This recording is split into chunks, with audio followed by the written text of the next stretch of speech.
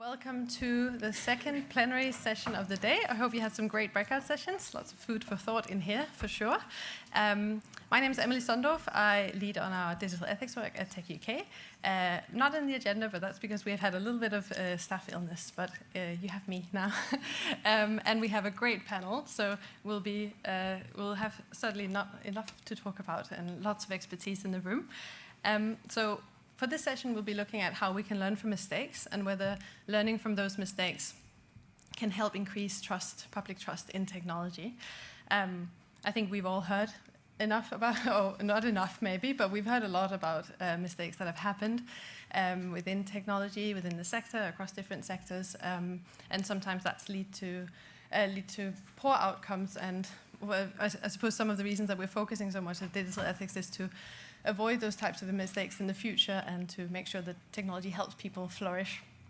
So what we'll be discussing with our panel, who I'll be introducing just in a moment, is how we can actually learn from those mistakes and not sort of either give up on tech altogether or just ignore ethics altogether. Find a good learning balance and how we can engage both public and private sector in that in a way that's productive. So I'll be handing over to our speakers. First, I'll just introduce who's here, and then I'll give them all a chance to do a little intro about themselves and the angle they're coming from on this, and then we'll get into questions. Please think of questions throughout. In the room, you can just put your hand up, and my colleague can bring your mic. Online, it's on the left-hand side of your screen. There's a little Q&A button, and you can submit a question there, and it'll be represented by another colleague in the room. So with us, right next to me, we have Andrew Strait, who's the Deputy Director for Research at the Ada Lovelace Institute. Well, next to him, but online, is Professor Fraser Sampson, who is the UK Biometrics and Surveillance Camera Commissioner. Then we have Professor Jack Stilgo, who is a Professor of Science and Technology Policy at UCL. Then we have Nina Alaksuri, who is the founder and CEO of Showpa AI. I believe I said that correctly. And then we have Catherine Dunkerley, who is Data, Privacy and Digital Ethics Lead at PwC. So a very good spread, I think, here. But first, maybe if I can come to you, Andrew, for your an introduction on what you're coming from on this question. Yeah, well, hi, everyone. My name is Andrew. I am at the Ada Lovelace Institute, which is a nonprofit research and deliberative body with a mission to ensure that data and AI work for people in society. But prior to being Ada, I also spent some years at DeepMind on their ethics team and at Google as a content moderator. So I have some experience from industry and have seen some things go wonderfully well and some things go terribly wrong from that time. I think the thing that I was really keen to talk about today and just introduce as a theme is this question of a trust ecosystem. This notion that when we go into a grocery store or when we board a plane, we often outsource concerns of trust to a whole ecosystem of regulators, of safety professionals, of processes and mechanisms, of professional standards bodies that make us trust that that will be a safe experience, that we will not get food poisoning or not have the plane suddenly fall drastically from the sky. And that is something that currently does not exist in the tech space. We still have, I think, a bit of a culture problem that we are grappling with, the sort of early days of move fast, break things, still being in a sort of state of sort of move reasonably quickly with some great disregard for most things. I think there's a real concern around a tendency in tech to sort of pass issues of ethical or moral risk over a wall from an engineering team to a product team, or from a research team to an engineering team, or from a funder to a research team. And that creates, I think, a sense of a lack of clarity or ownership of those risks. There's sort of a diffusion of responsibility issue. And then the third thing I think that would be interesting to introduce is incentives. At the moment, this is, I think, a problem that we see as an incentive issue across the entire life cycle of a system's development. Funders are incentivizing moving very quickly. They're not incentivizing considering moral or ethical risk. They are not incentivizing engaging with members of the public who will be impacted by those technologies to really truly empower them to make decisions of if those systems will benefit them or not. So those are just a few themes that I'd love to introduce, and it's a subject of a lot of our research at Ada. We really want to understand public attitudes. We want to center members of the public in policy conversations and more so in tech development. We do a lot of work studying public sector tech sector uses of public participation methods, along with a range of other accountability mechanisms to ensure that those products and services we create are safe, reliable, and robust. but I will end there because there's just way too much to talk about, and I'm very curious. Yeah, thanks, Andrew. I think there's certainly lots we can be following up on there. But if I can just come to Fraser now for your your initial remarks and how you think we can get better at learning from mistakes. Emily, thank you very much. And yes, thank you for the invitation. And as you introduced me, my name is Fraser Sampson. I'm both the Biometrics Commissioner and the Surveillance Camera Commissioner, appointed by the Home Secretary, or at least until next February when my tenure expires. And yes, I very much associate myself with the last remarks from Andrew. Why wouldn't I, given that Ada Lovelace Institute position that's taken a lot of these things? It overlaps almost entirely with everything that I've been working for.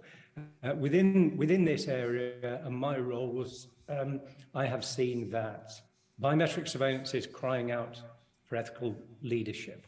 And you can't, in my view, provide ethical leadership by sheltering behind fine technical distinctions. So it's not like arguing the difference between tax avoidance and tax evasion. When it comes to ethics, evasion and avoidance are the same thing. And you need to be very clear if you're providing leadership in this area. I looked in the program and saw that the idea of getting stuck in a cycle of blame, I'm not sure you can get stuck in a cycle of blame. For me, accusation is fairly linear, and to become a cycle, it needs denial or refusal to engage as well, which I've encountered a lot, and then it can become cyclical. And we shouldn't ever confuse blame with legitimate challenge. So meaningful democratic accountability requires challenge based on contemporary evidence, a considered response, and then subsequent revision based on what people have sometimes called the raw input of reality. All of that has to take place in as transparent a way as possible. That might sound odd for a lawyer to say, but I think an accusatory strategy is largely unproductive here because the accuser bears the burden of proof, while the accused will rightly ask for evidence. And of course, that favors the most secretive and least transparent, who will then ensure that no one has the relevant information to move on. And then we're very much in a cycle. Similarly, we have to give recognition where it's due. So for example, if algorithms have been improved in light of experience and agreed standards, then there's no point continually playing back statistics that were generated under previous technological era. I mean, some of the early facial recognition algorithms were probably from the digital Pleistocene. It's not productive to keep recycling them in every conversation that takes place about facial recognition. Ultimately, Emily, for me, there is a legitimate public expectation that the police and other bodies will use new technology, the type of technology they already use themselves, to find their phone or open a bank account or monitor people visiting their house. But the state has to do this legitimately and accountably and ethically. And the more we can do with technology, the more important it will be for public bodies to be able to show what they're not doing with it. And that will require clarity, transparency, independent verification, and it will also require trusted partnership with trusted partners. Thank you. Thanks, Fraser. Definitely a couple of things, follow-up questions, but I'll hold them for now just to make sure we get through a whole panel first. So perhaps, Jack, if you could share your thinking with us. Yes, thank you very much. And Fraser will, I'm sure, enjoy the irony. It's sometimes not obvious if you join by Zoom, but the irony of appearing on our screen like Big Brother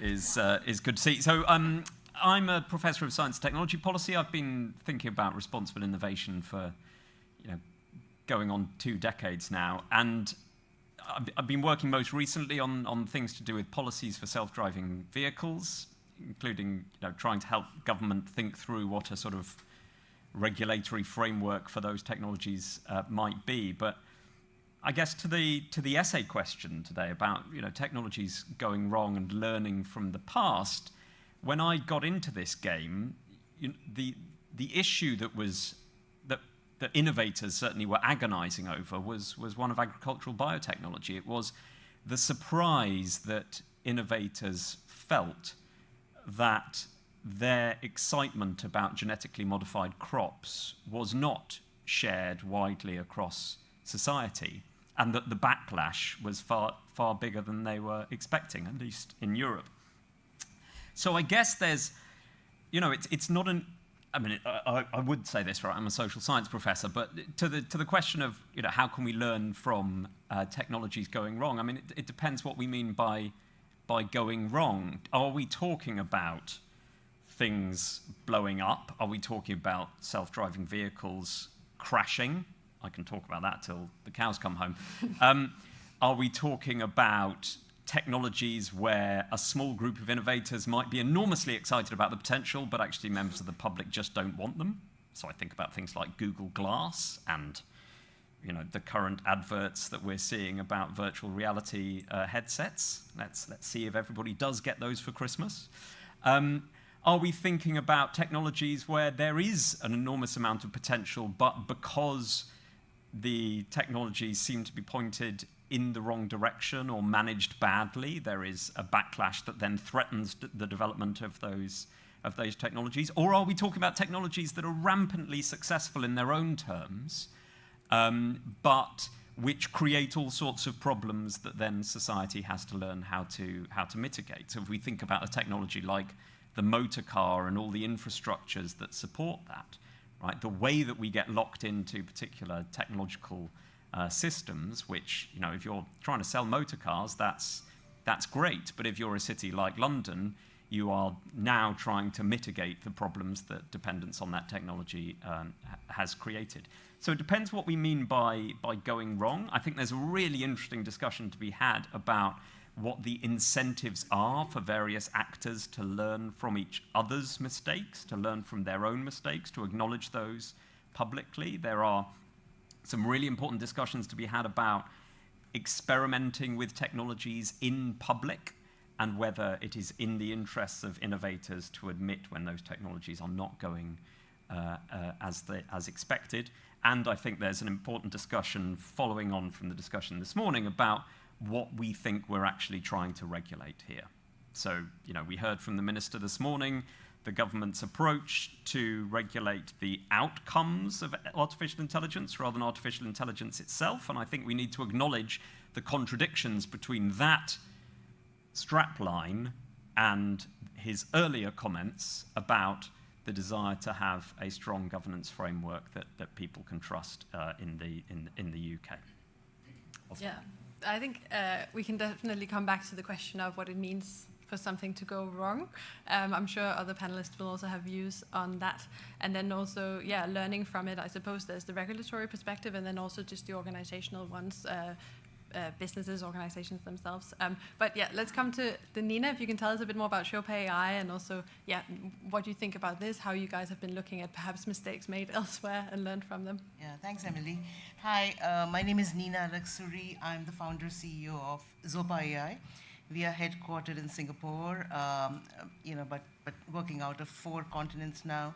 I just want to take a little bit of a background to why we created Zopa. Zopa is an AI platform that helps remove bias from hiring. So it's all about people, it's all about selections. How do you remove biases from selection? I ran a search firm. I founded and ran a search firm for 20 years before I started Zopa. And 2 things spoke to me. One was the huge subjective nature of hiring. Hiring and selections are probably one of the most subjective human-centric functions. Second was the process waste. So with Zopa, the big mission was how do we remove the cognitive biases so that you screen people in rather than screen people out? How do you make sure you don't leave anybody behind and increase that talent pool and really go beyond biases and make it more skill-based hiring? So I'm a big fan of technology, so I'm here.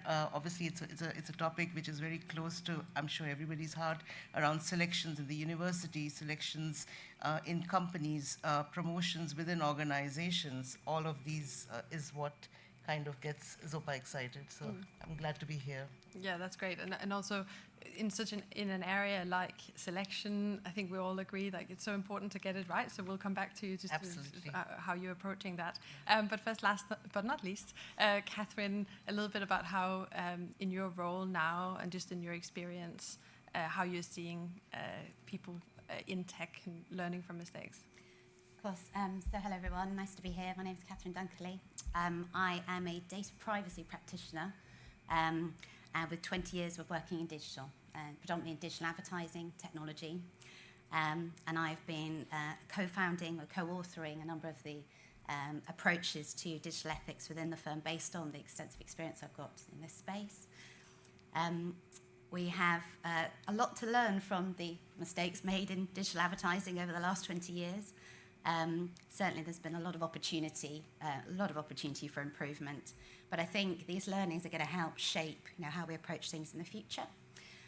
So the fantastic resources that have become available to us in terms of e-learning, social media platforms, content recommendations, but what wasn't predicted was the potential unintended or sometimes intended consequences from this digitization.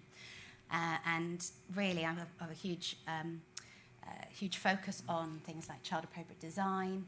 In my day-to-day work, I work with a lot of technology, media and telco clients to help them with privacy controls, data governance, but also increasingly now there are brands who want to go above and beyond their legal requirements. Some brands are still ethics washing, it's fair to say, and some but are going ahead and trying to operationalize their values within their organization. So through these projects that we've been working on with this coalition of the willing, as we call them, essentially we have been helping to develop good practice, key learnings, and we're looking to now broaden that into other sectors. But certainly there are certain brands who are going above and beyond just a policy. And it does take a lot more than just a paper-based policy to breathe ethics into your digital operations. But I think that it's those elements that we would look to guide an organisation on that particular journey. Thanks. And maybe just sticking with you for a moment, when you're working with clients who are sort of setting out their approach to digital ethics and want to improve in this area, how big of a role do you think it plays looking at kind of mistakes or failures in the past, either in their own organizations or looking to others, when they sort of build up, when they think of what do they actually need to have and how can they be more successful kind of or more ethical in the future? So we would recommend that you start with risk mapping for your product, your sector, your industry. Because it's only then you can really start to understand where you should focus your attention, because you can't do everything at once. And through that then you can start to apply your values and your principles and develop rules specific to those particular areas. So once you've risk mapped, you might find, I mean some clients find surprisingly that certain areas of their business they wouldn't have even had any indication that there was going to be an ethical risk. But then so for example, we have clients who have identified that marketing might be their priority, or M&A, for example, in order to make sure that that they are developing the specific rules for those particular areas, and that's how we would guide them to mitigate the risk. So identify where your key risks are, and then effectively develop specific rules and in order to mitigate that risk in that particular area. Thank you. And following up on a couple of the other comments made, if I can come to you, Fraser, you were talking about, of course, we can sort of expect as a public, we should expect that biometric technologies are being used in responsible ways by, law enforcement, any public authority. I was thinking, actually the previous panel I was just chairing, we were talking a bit about whether sometimes some of the best local councils in ethics are the ones who are kind of learning from things that have not gone well, or like they've seen that there have been some kind of ethical mistake in the past, and then they're really keen to engage, to learn, and to become better. Is that something that you found when you're working with public authorities or law enforcement agencies in the UK when it comes to biometrics, that some of the ones who are really keen to learn are the ones who have seen perhaps some mistakes being made? Yeah, so it's a fascinating question, isn't it, about how different organisations and sectors are responding to things. Goes back to the first, I think Jack's point about even acknowledging that a mistake has been made, or just accepting that there is a gap, there was something that was overlooked. Procurement of public space surveillance is probably a really good example here, whereby I've spent a great deal of time simply trying to insert what I thought would have been a fairly obvious precondition into spending public money in this area, which is to have an ethical consideration before you sign up sort of public space, highly intrusive surveillance systems. Some organizations have insisted that as long as they follow the tick box requirements for the procurement rules, then they don't need to consider it any further. And some of those organizations have been police forces.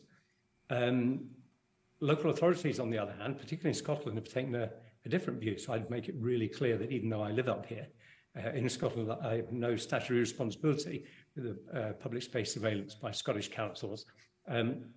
But I think there are a number of very good examples of where they have taken the lead in this area, and probably not always well received in Westminster, but I cite them as examples of how the rest of us might follow on.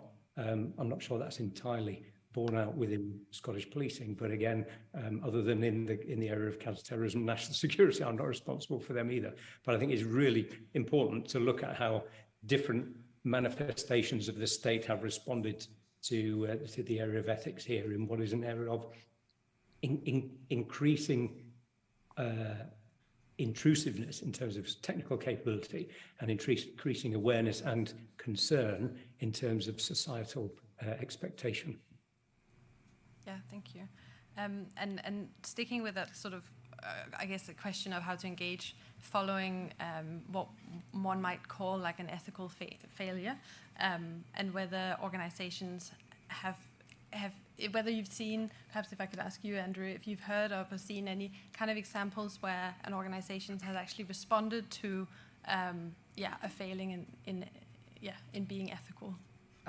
It's a really good question. I think part of the problem is that it's really hard to point to clear examples unless you're sort of an insider, because there's no incentives to report your mistakes. The point, Jack, you were just making, I think it's a really valuable thing.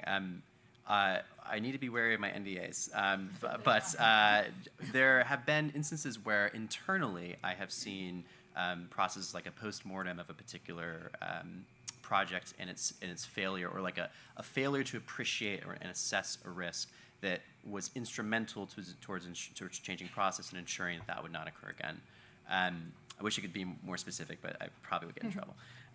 But I think to make that successful, first off, you need to have a commitment to actually assess what went wrong.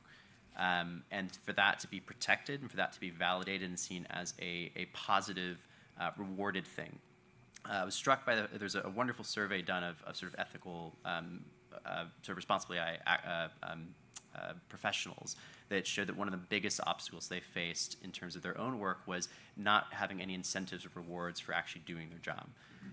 So that alone, I think, is one valuable thing. Having actual incentives to say if you provide postmortems or error reports or kinds of assessments, that's really great. The second thing I think is determining this sort of bounds of who gets to decide what's a mistake. And this is probably the biggest issue that I personally took with my previous role, was that so many times the perspective of a mistake was from the perspective of the research team or the company, not from people who might be impacted from it. They are often removed from those conversations, and there are very good reasons for that. Many of those relate to concerns around how do you engage as a private company with members of the public who could be impacted in a way that is safe, secure, not freaking anybody out, not sort of giving sort of a half-truth that's very honest and open. That's a really hard thing to do.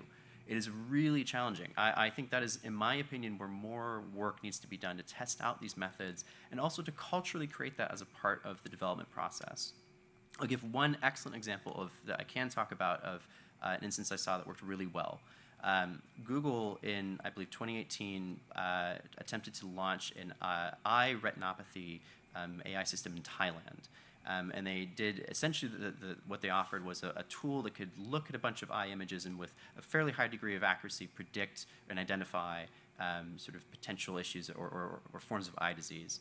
And they launched this in Thailand and did the effort to study the tool's impacts on these local hospitals. And what they found actually was it kind of created worse healthcare outcomes. You had the situation where people in one hospital were getting this wonderful diagnosis, is very specific, and then they're given a follow-up appointment all the way 10 hours across the country to the only hospital that could do it. or do anything about it, which meant that you had this backlog emerge. And to their credit, they wrote a research paper that talked about this, that talked about the reasons why the system failed. They published it, they made it accessible and available.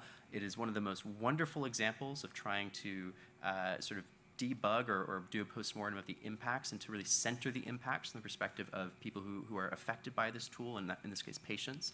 And it's something I'd love to see replicated, but sadly, I have not very often. I think there's still a real incentive issue there that prohibits good instances of those kinds of mistakes being made public outside the bounds of a company. Jack, I think you wanted to come in on some of this kind of organizational incentives. Yeah, so I am going to bring up a self-driving car crash. So in 2018, a prototype self-driving Uber ran over and killed a woman called Elaine Hertzberg. And I have been really interested in that case, not for morbid reasons, but I think, in really important political and analytic terms, something like that does something very important sociologically to address, I think, exactly the problem that Andrew identified, which is that it takes learning that is normally extremely hyper-privatized, right? And it throws it open to the public so that we can all engage in a debate, a much-needed debate about, how safe these technologies should be, how we go about assuring their safety, and also asking, well, safe enough for what, right? What are the purposes of these technologies? Who might benefit from them? What sort of world might we want to live in involving these technologies and those sorts of things? When Uber's car killed Elaine Hertzberg, it was really notable that the legal case was settled out of court, right? And we never found out, what amounts of money changed hands, et cetera, et cetera. There was a separate legal process. But also there was a crash investigation in which all sorts of socially important questions got asked for the first time about the limits of AI systems, about the ethics of testing one of these sorts of technologies in public, using public roads as their laboratories. I think the depressing thing has been a lack of a regulatory response in the United States. But I know from having talked to a lot of the people that event has caused a sea change within the industry in terms of how they think about safety and safety assurance and responsible testing. The trouble is that it's not in their interest to talk publicly about what they've learnt from that. It's easier for them to say, oh, well, that was a bad actor, right? And it would never have happened to us, realizing that actually they are benefiting from rather substantial amounts of moral luck that it didn't happen to them. I suppose I feel like that in different ways, one of the themes that are also emerging is the learnings that can be difficult to talk about. So even if there are positive cases, or at least cases where things are improving. I mean, Fraser, you were referring to, the algorithms are changing over time. Maybe it's not, exactly the same. They could be better now than the figures that we're referring to. And so it will be quite difficult then to learn from mistakes in a way that helps us increase public trust if there's not enough talking about what it is that we've learned or how we've improved in response.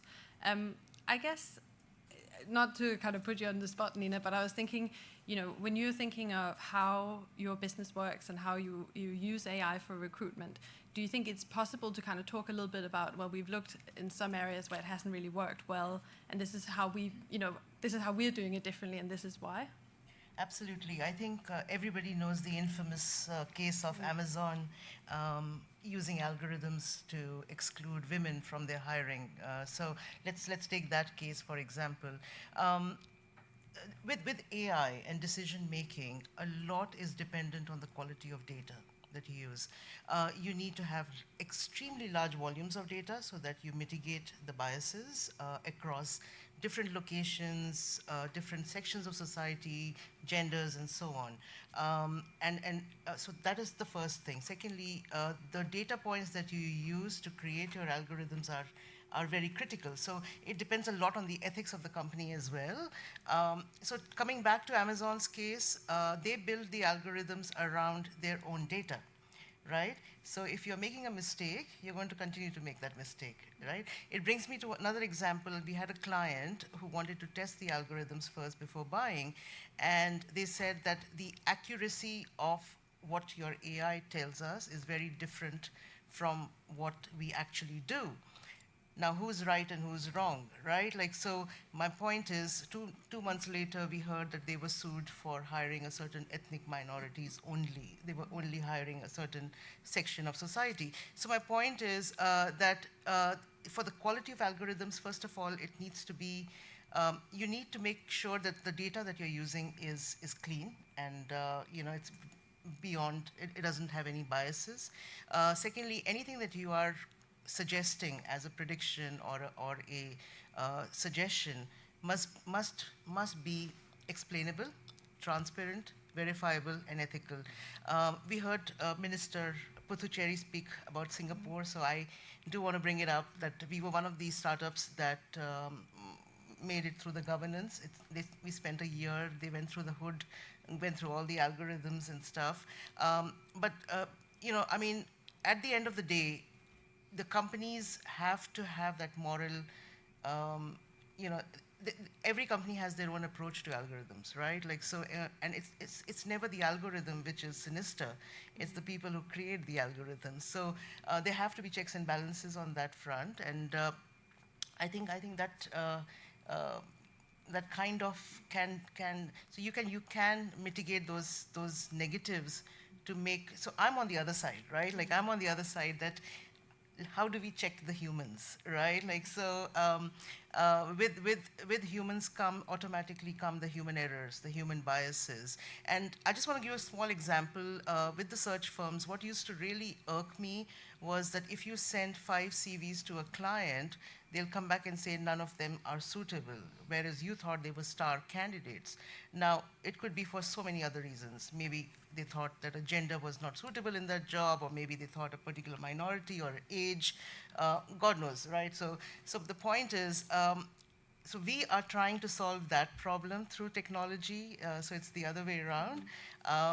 And ultimately, I think if you augment the solution in such a way that you balance the humans and the machines, you'll probably get the best outcome, so that there are checks and balances on both the sides. Mm-hmm.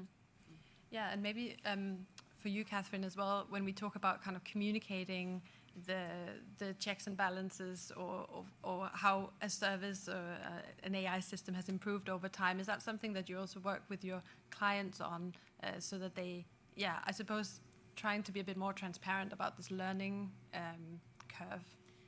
Absolutely, yes. I mean, one of the first things that we recommend is you devise a model inventory so that you can effectively mitigate the risk and monitor that over time. You can have the human oversight, human in the loop over that to make sure the algorithm doesn't create unintended consequences.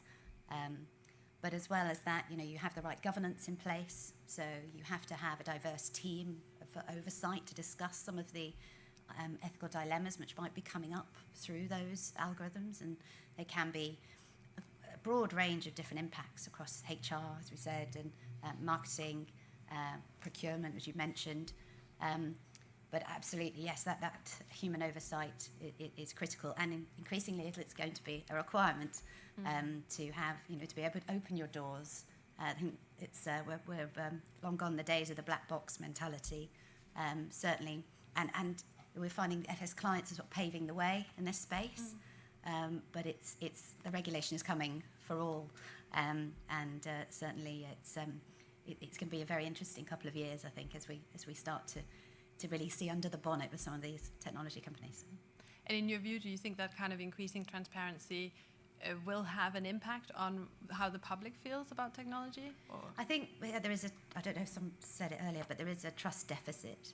I think increasingly, though, younger generations are starting to vote with their feet. Consumers are starting to identify brands that they want to align with, that they trust, and in turn that impacts the brand value. Also investors and talent acquisition. You see individuals leaving certain technology companies in droves because they don't feel that they trust them. So yes, that's going to have a huge impact, I think. Thank you. I want to make sure to also give a chance for the audience to ask questions from our excellent speakers. So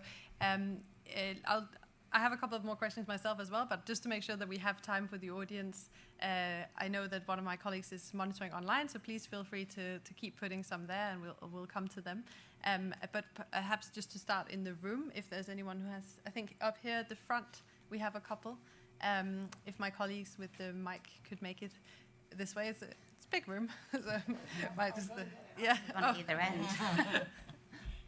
It's all the way up here. Oh no, there was one down there. We'll start there then. Sorry for the people down front. So yeah, I'm Seb, reporter at Computer Weekly, and it seems that a lot of the risk with AI in how it's developed is on the groups it's used on or the people it's used on, and that seems to come with quite a lot of risk. So you've basically got the whole risk of AI's operation is socialized in that it affects so many people. But then when it does start working, all the benefits accrue to, whoever's deploying it, usually private interest, or in the case of police with facial recognition, it's like it benefits the police, but all the risk is on the public while they're figuring it out. So how do we kind of rearrange that balance between, socialized risk of this technology and the privatized benefit of it? I think Jack would like to come in on here.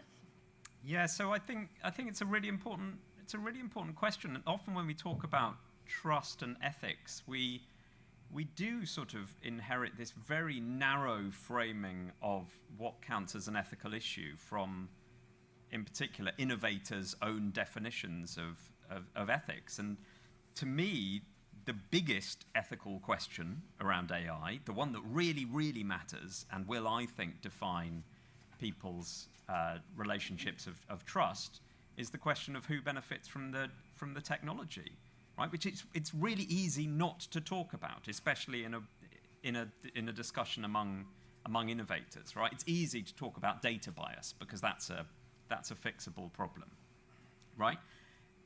I think the data that was mentioned earlier from the Centre for Data Ethics and Innovation, I think, reveals something really important, which is a substantial public skepticism that the benefits of AI are going to be widespread, which creates a big, big issue for the social contract that underpins the development of the technology, the public funding of the technology, and its regulation.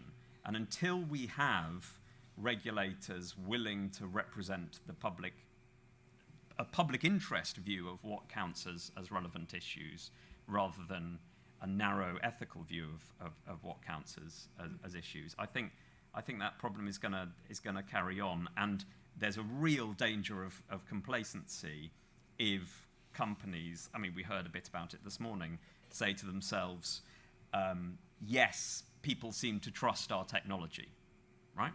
People seem happy to give up privacy, for example, in exchange for the benefits that the technology brings. And for a social scientist like me, I would look at that phenomenon and say, well, people don't really have a choice. So to interpret that as a trusting relationship is to massively misunderstand the relationship that you have with your users and citizens. So there's a real danger of complacency, and unless we do actually have real public interest regulation, I think that we will see some implosions pretty soon. And do you think regulation is the main mechanism? Well, I think it has to be, right? So to Andrew's point about who gets to define what the issues are, relying on a model in which the actors with interests in the technology define what the relevant issues are, just will not be sustainable when members of the public realise what's at stake with the development of the technology. So there has to be a separate set of bodies acting in the public interest, as Fraser was saying earlier. Mm-hmm. Andrew, I think you wanted to come in as well? I mean, Jack put it very well. I think just a couple points to build on what you'd said. One is that trust is a fluid thing. 3 months ago, a lot of people trusted Sam Bankman-Fried and FTX, and I think now, suddenly, very quickly, the entire crypto scene is suddenly viewed through a very different lens.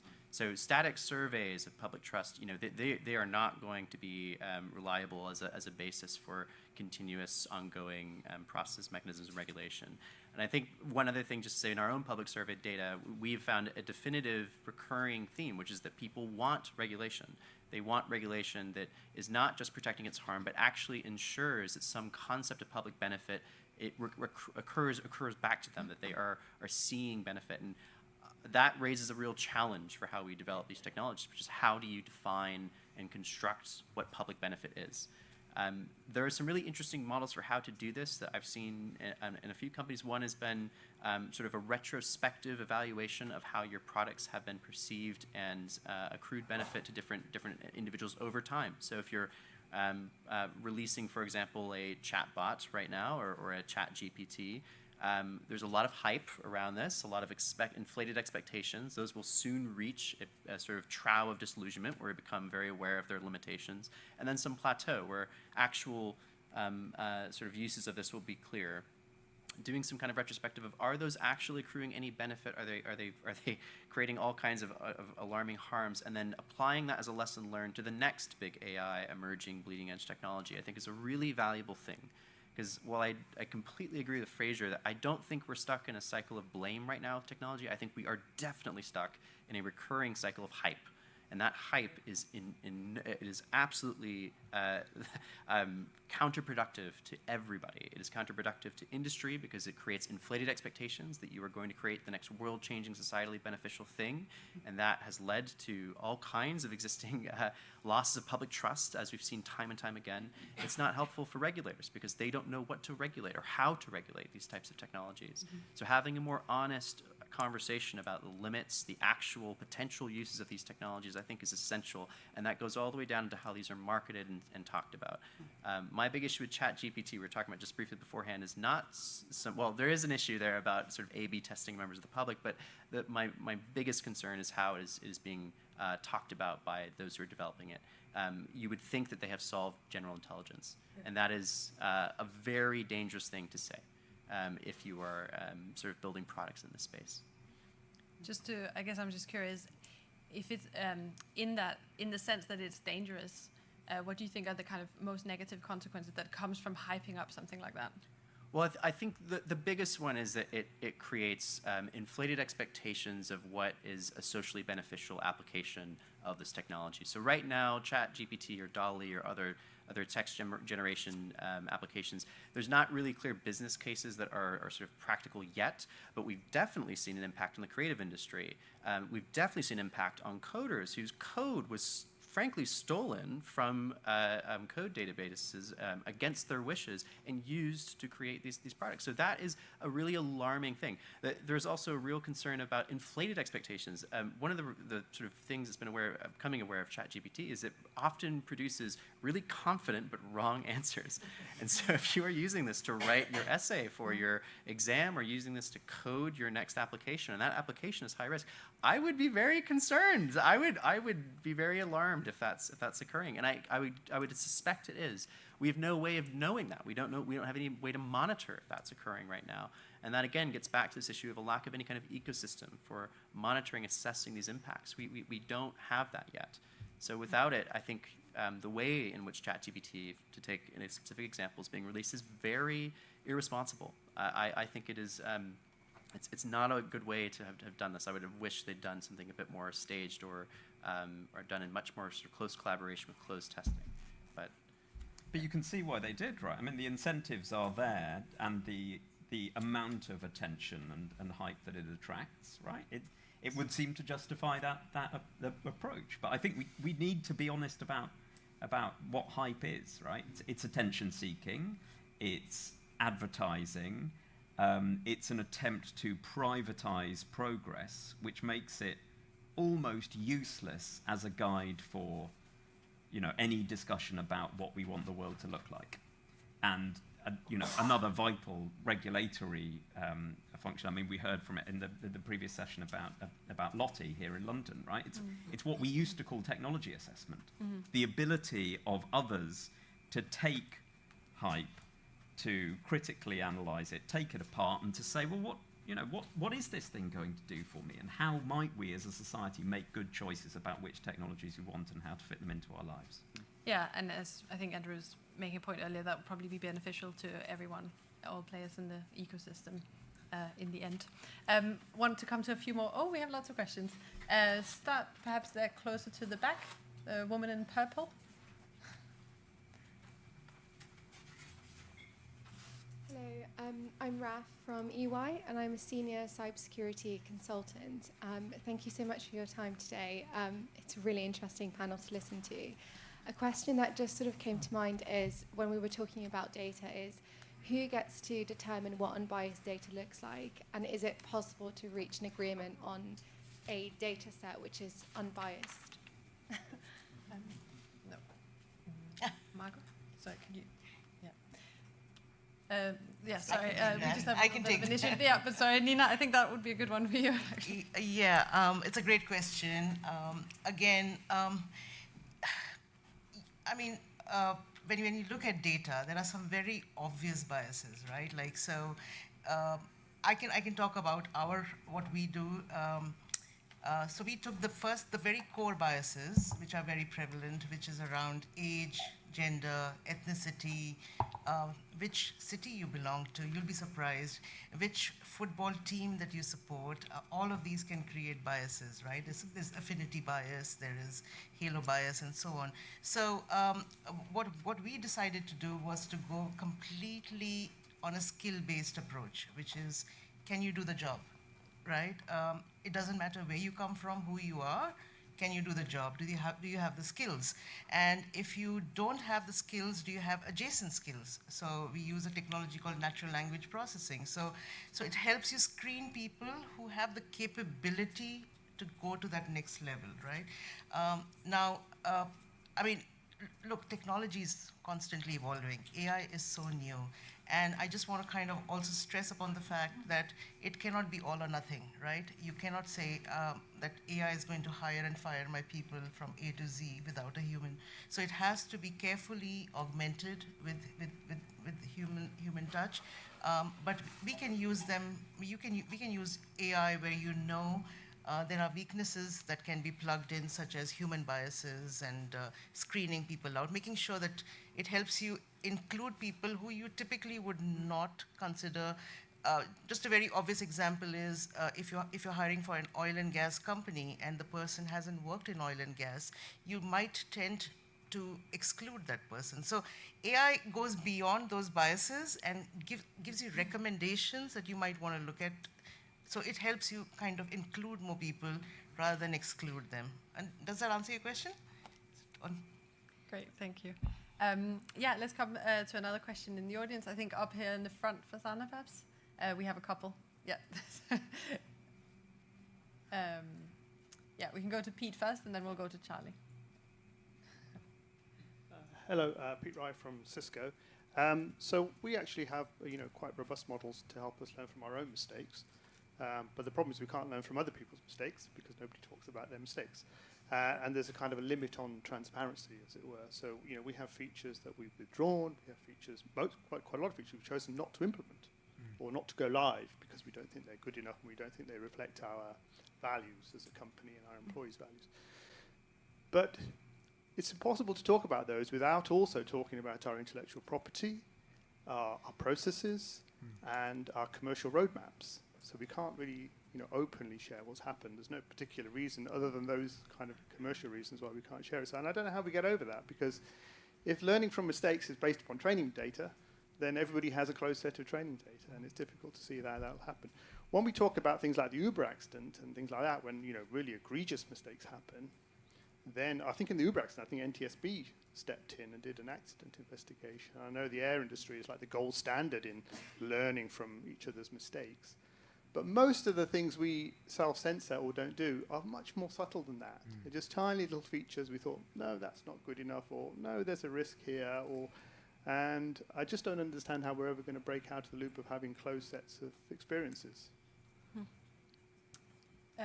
Yeah, Jack, do you want to come in on that? I can have I mean, it's really, and thank you for your honesty in recognising the difficulty for a particular organisation to do that form of reflection. My guess is, so not being in those sort of organisations, but I guess my hope is that one of the markers of a good organisation would be the ability to engage in a process of robust and reflexive learning, right? When all of the incentives, if you like, are to keep on ploughing on, to sort of institutionalise amnesia and to say this time it's different.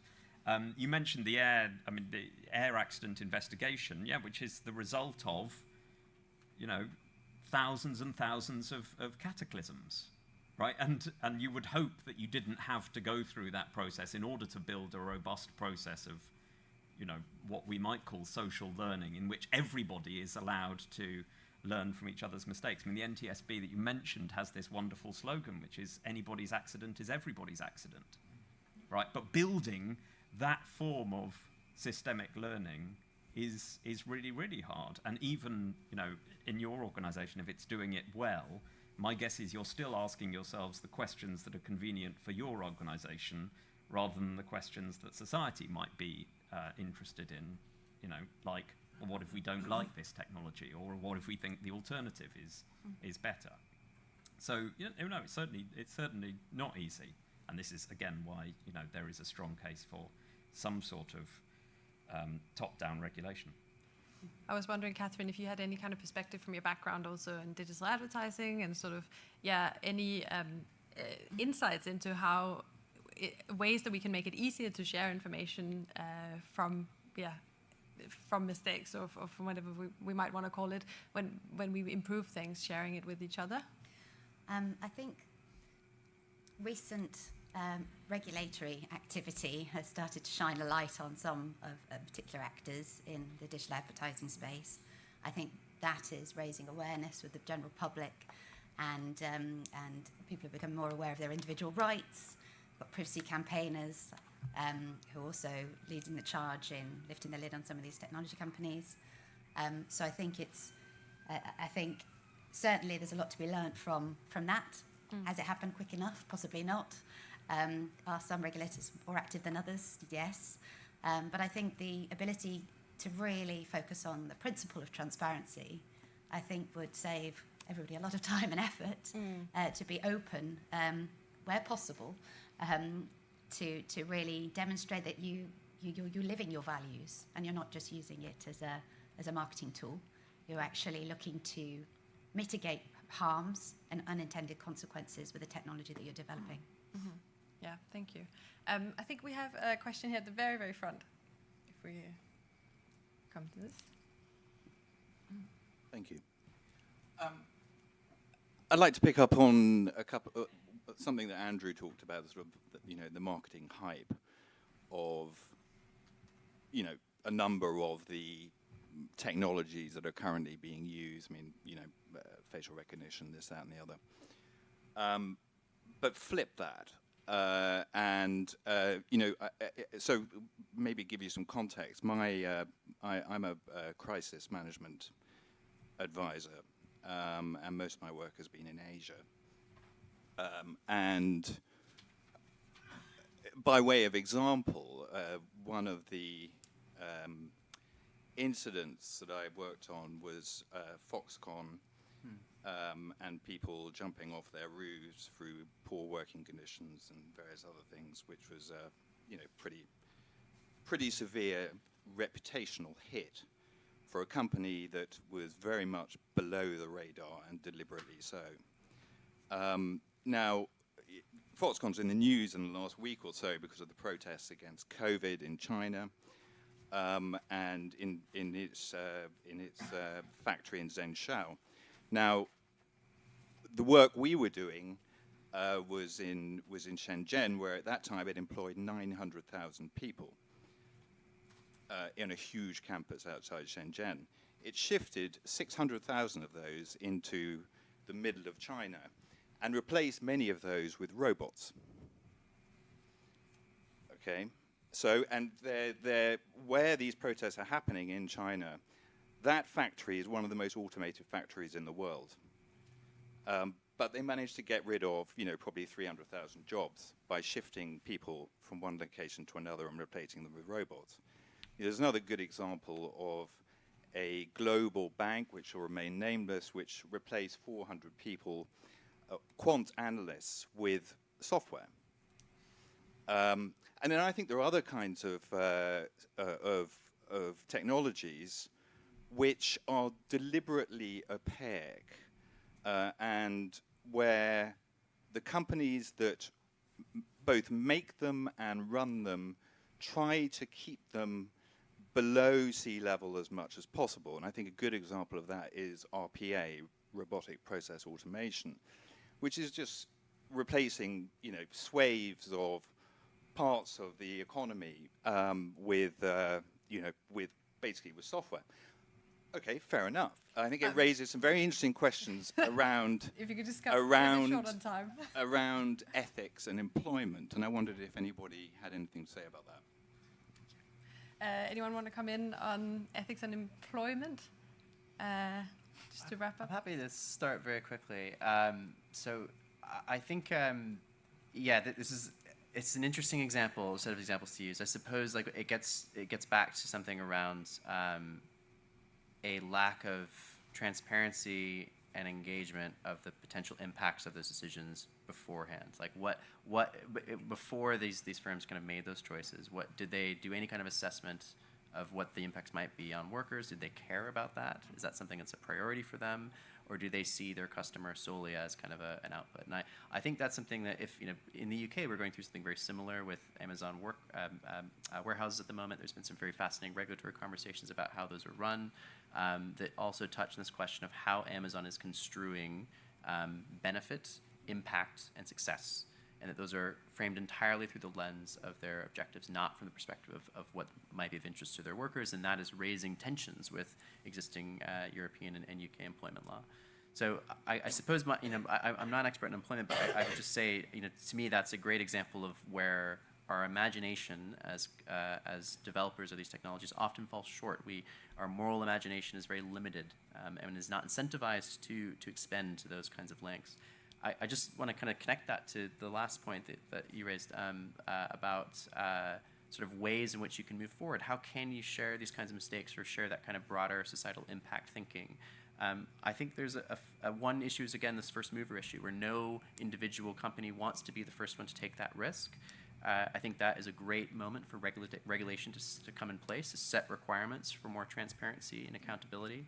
I think it's also a really valuable place for fora like Tech UK or Partnership in AI or OECD, where you can share information about learnings, but at a level that feels comfortable, where you're not disclosing all intellectual property, but you're at least discussing high-level issues. And I think that is something that, as a norm, would be wonderful to see take place, wonderful to see build, but it's something that we don't really have much of a muscle for in this industry yet. I think that is something that we really need to grow. And again, a culture change, I think, it needs to take place in the years ahead. So, yeah. Thanks. I'm afraid actually we are out of time now. I think it's an excellent point to end on, though, and certainly a call for also more work at Tech UK to enable this kind of sharing, which we'll be doing going forward. But for the time being, will you all join me in thanking our panelists for this discussion?